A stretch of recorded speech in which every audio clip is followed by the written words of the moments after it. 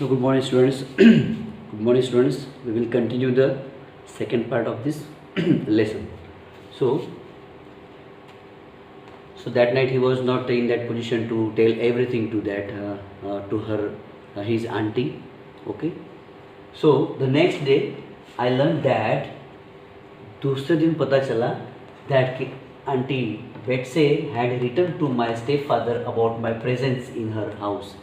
कि प्रेजेंस कि मैं मौजूद हूँ उनके घर पे, ऐसा उसे महसूस हुआ। उसको पता चला कि आंटी ने लेटर लिखकर मेरे स्टेप फादर को बताया।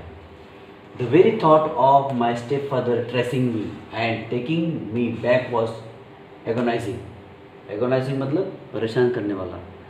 तुरंत मेरे मन में एक विचार आया कि मेरे father my step father will come, trace करते हुए मुझे यहाँ पर ट्रेस करते हुए आएंगे और मुझे यहाँ से लेके जाएंगे। The thought came in my mind.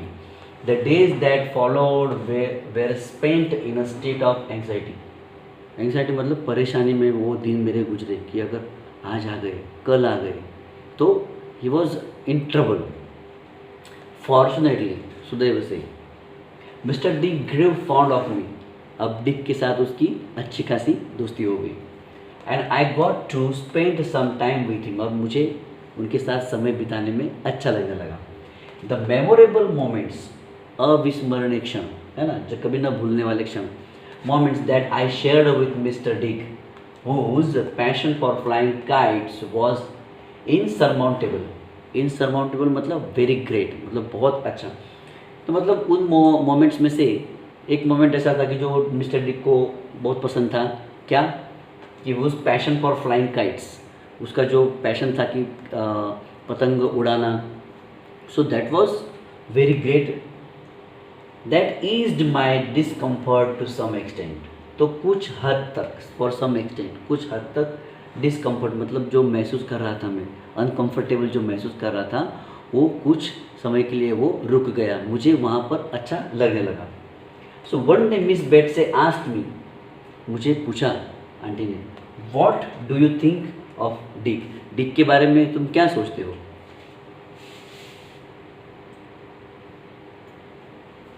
How is that person?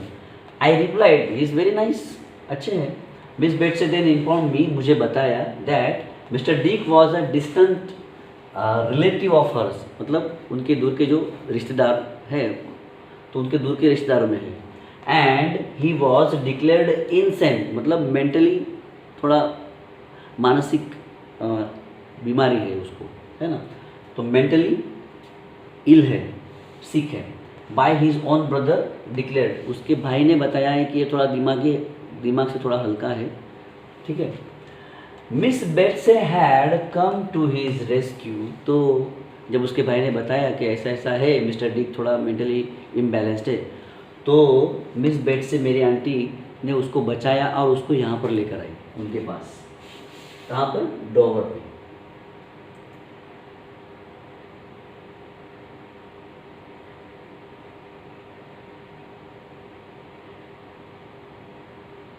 तो मिस बेट्से ने क्या किया, उसको डिक को अपने पास ले लिया, उसको छुड़ा लिया, रेस्क्यू किया and got him home. I was told that mister Dick had been living with her for the past 10 years, वो पिछले 10 साल से उनके साथ रह रहा था। ऑन हियरिंग अबाउट दिस, ये सुनने के बाद, माई एफेक्शन, मेरा जो प्यार था, for my aunt increased manifold, तो और मेरा प्यार मेरी आंटी के लिए और बढ़ गया। द नेक्स्ट डे, दूसरे दिन, mister Murdstone rode into the gate with his sister, चल के आए वो मेरे जो उनके जो स्टेप फादर थे वो और उनकी sister, with his sister Miss Murdstone, वो दोनों फादर एंड सिस्टर, वो दोनों आए। किसके? डेविड के father, step father. Miss Betsey first reproached Miss Murdstone for allowing her donkey to trample the edge of her lawn.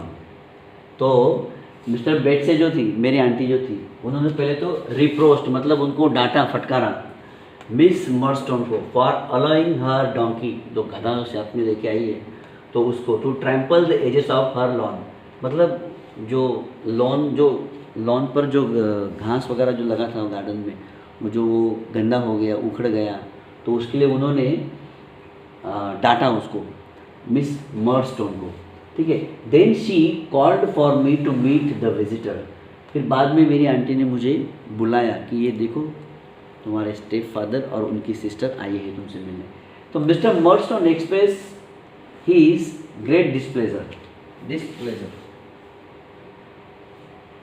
मतलब खेद व्यक्त किया, उन्होंने बताया, खेद व्यक्त किया रिगार्डिंग माय बिहेवियर, मेरे बारे में उन्होंने बताया कि इसका ऐसा ऐसा ये था।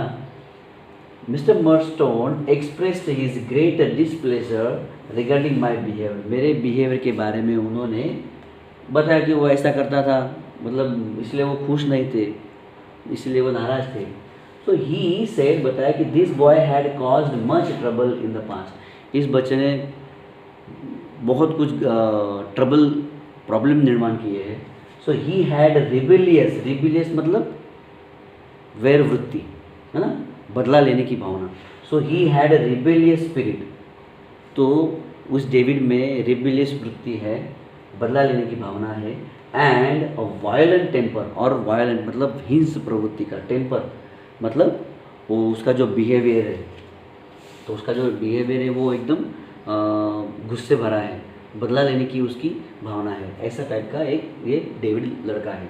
सो we have tried to correct, तो हम लोगों ने उसको करेक्ट करने की कोशिश की, उसकी जो भी गंदी आदतें थी, बट ऑल इन वेन, लेकिन ये सब विफल हो गया, निष्फल हो गया, कुछ काम का नहीं हुआ। हमने उसको सुधारने की बहुत कोशिश की।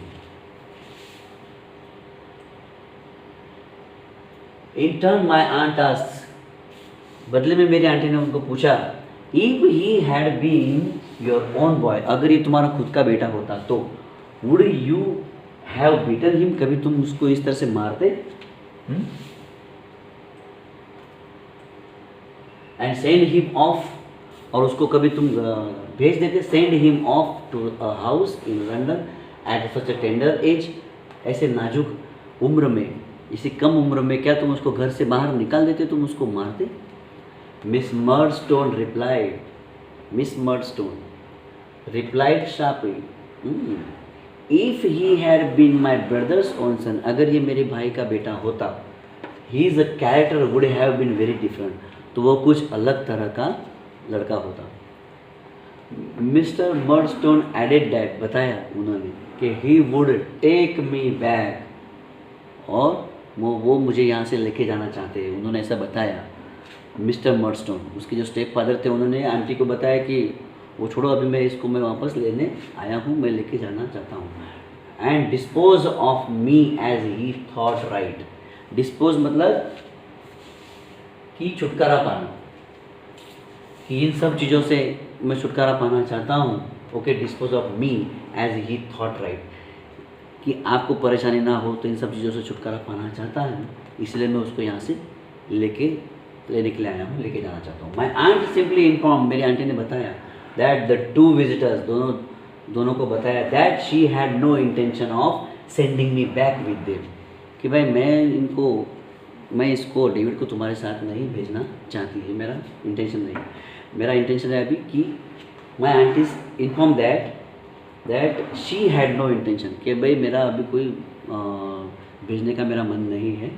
सो instead she had decided to be my guardian, कि वो मेरी देखभाल करेगी, देखभाल करने वाले को हम कहते हैं गार्डियन, वो मेरे गार्डियन बनना पसंद करेगी। So before mister Murdstone and Miss Murdstone left, जाने के पहले मिस बेट से मेरी आंटी ने उनको कहा, good day sir and goodbye, good day sir, good day, good bye.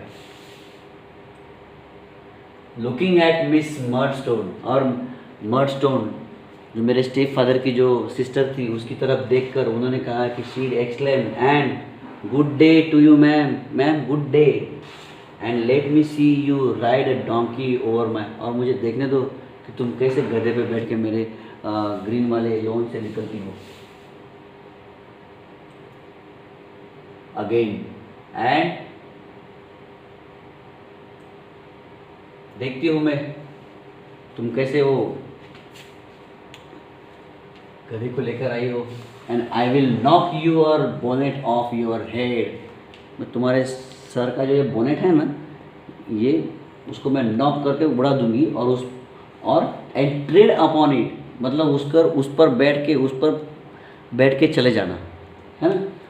तो जो गुस्सा था उसकी बेटी आंटी का जो गुस्सा था, तो उन्होंने वो गुस्सा दोनों भाई और बहन पे निकाला कि I will knock your bonnet of, ये तुम्हारा सर का जो हिस्सा है ना, इसको मैं नॉक कर दूंगी, निकाल दूंगी, और उस पर बैठ के तुम चले जाना, ठीक है।